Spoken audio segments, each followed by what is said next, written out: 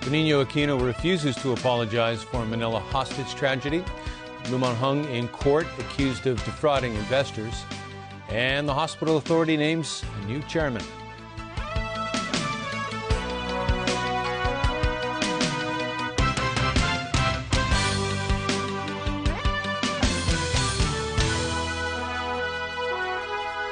Good evening. Philippine President Benigno Aquino has refused to apologize for that Manila hostage crisis 3 years ago that killed 8 people from Hong Kong.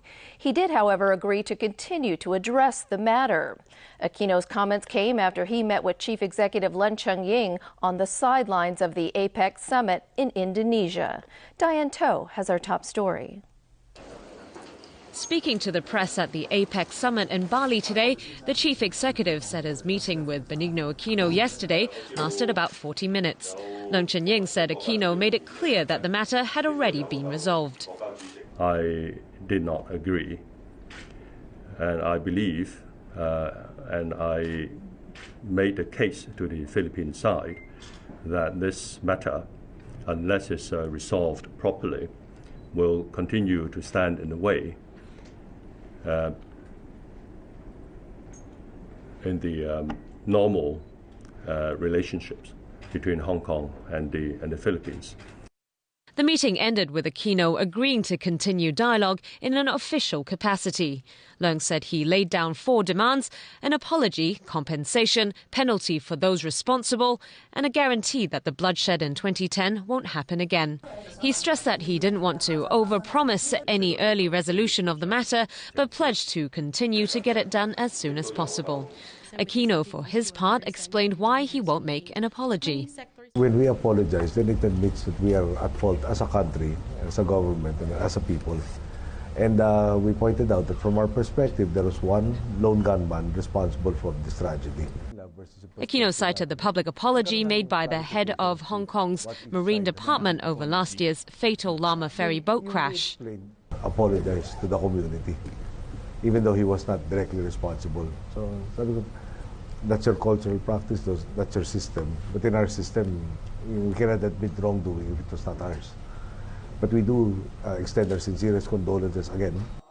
Survivors of the tragedy, as well as family members of the deceased, spoke out against Aquino's stance. Lawmaker James To, who has been helping them, said the investigation ordered by the Philippines president and chaired by the country's Justice Chief, Leila de Lima, showed that the demand for an apology is justified. In her report, there have been a lot of conclusion of the wrongdoings of various levels of government officials. And so it's only right that the Philippine president should apologize on behalf of their official. It's not on behalf of the wrongdoings of other people. It's their own staff. In 2010, a disgruntled former Philippine policeman held a group of Hong Kong tourists and their tour guide hostage. 8 of them were killed in the tragedy in Manila. Diane To, TVB News. On the issue of Hong Kong reporters who had their APEC press passes revoked for allegedly heckling the Philippine president, the chief executive expressed regret for not being able to get them back. Concerned about the incident, Len Cheng-ying said the government is looking into it. Here in Hong Kong, members of the Hong Kong Journalists Association and the International Federation of Journalists protested outside the Indonesian and Philippine consulates today. They demanded that Indonesian authorities and organizers of the APEC meeting take the journalists' names off their watch list, as well as offer an apology. They also expressed disappointment in the chief executive for failing to help his city's reporters. Beijing will be the host of next year's APEC summit. The 21-member group wrapped up this year's session in Bali, pledging to implement responsible policies to help offset slow global economic growth. Alan Booknia has that story. Asia-Pacific leaders posed for the traditional family photo during the second day of meetings. The annual gathering gives them the opportunity to thrash out policies and encourage trade and business cooperation. U.S. President Barack Obama was a no-show because of the government shutdown and looming debt default deadline in his country. He was replaced at the meeting by Secretary of State John Kerry. How the world leaders interact with one another during the sessions is closely observed by commentators.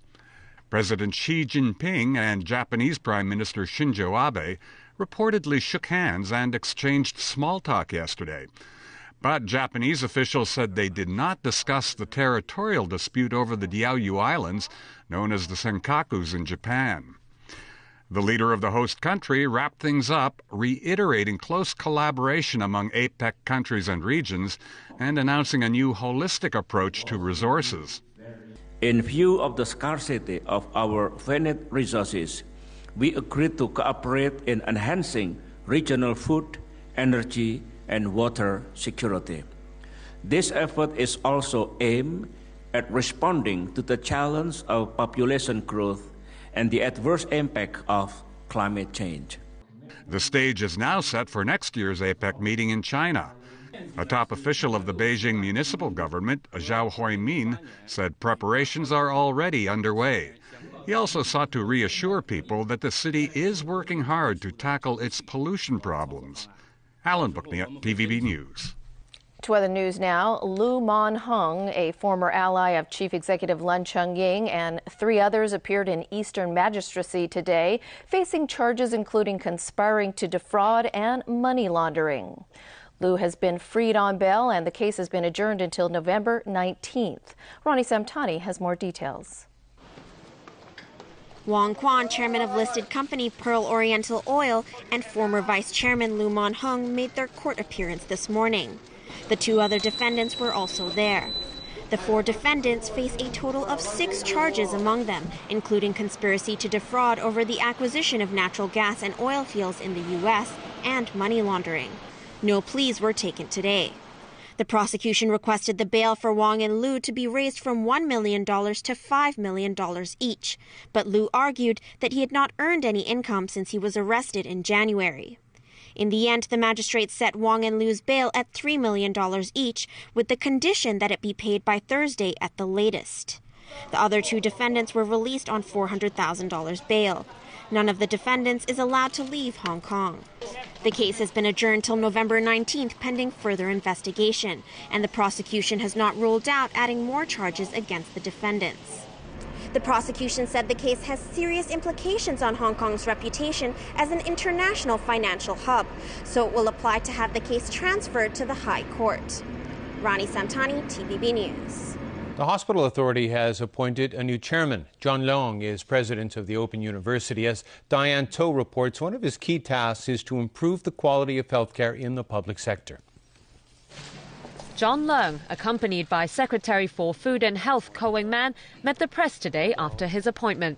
The orthopedic scientist said the committee set up in August to review the Hospital Authority's operations is very important in improving the city's healthcare system. I think the most important thing is to get to the bottom of problems, and the fact that the Secretary for Health and Food and Health has set up this investigative committee to look into this, and this is already started.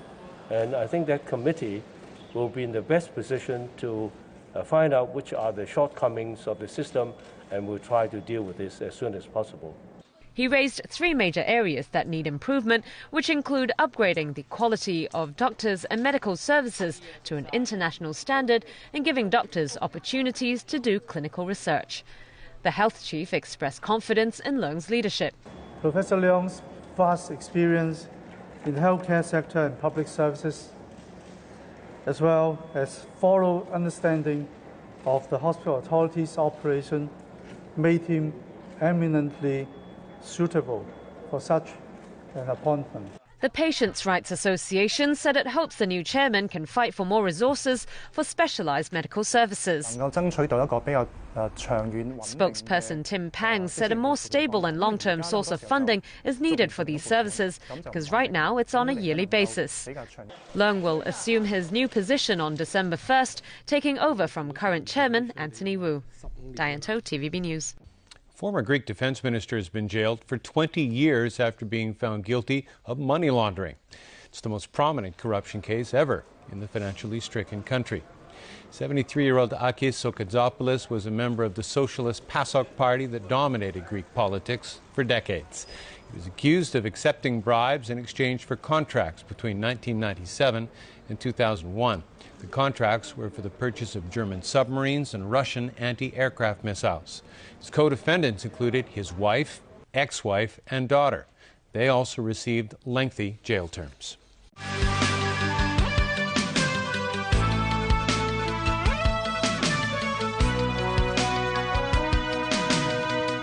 Back. The Education Bureau met with kindergarten principals today to discuss ways to improve admission to schools in North and Taipo districts. While Acting Chief Executive Carrie Lam insisted there were enough places in Hong Kong, she admitted supply might be tight in North District. Vicky Kung reports. Even grandparents queued for application forms outside kindergartens in Changshui. This grandma said she spent 3 days and nights here just to be at the head of the queue. To play it safe, some parents decided not to put all their eggs in one basket. Mr. Zhu said he applied to 9 schools, but is still worried because each one has more than 1,000 applicants. But fierce competition and long queues aren't the only issues potential students and parents may face. As interviews are conducted in Cantonese, language can also be a barrier for some mainland candidates. This Mandarin-speaking parent said it's impossible for him to train his child to be fluent in Cantonese in a few days. Meanwhile, Acting Chief Executive Carrie Lam insisted there was a sufficient number of kindergarten places in Hong Kong, but admitted that supply might be tight in North District. I have asked the Secretary for Education and his colleagues to closely monitor the situation and to take the necessary steps in the coming 6 months to 9 months, because we are still 9 months before the commencement of the 2014 and 15 school year. Officials from the Education Bureau met with dozens of kindergarten principals from North District and Taipo District to discuss ways to improve things. This senior officer also said all parties have agreed to admit students based on their geographical location. Schools will also switch from paper applications to allowing parents to download electronic applications in the coming year. Vicky Kong, TVB News. The final batch of A-level candidates submitted a petition to the Education Bureau today, seeking entry into university. They accuse education officials of ignoring their plight. Stephanie Choi has more. These candidates feel that the Education Bureau has not considered the needs of the final cohort of students under the previous university entrance exam system. The Education Bureau and 8 universities, they ignore our results because it is the releasing date of the results is delayed about a month. So we can't get into any universities because they didn't reserve any places for us. They want answers.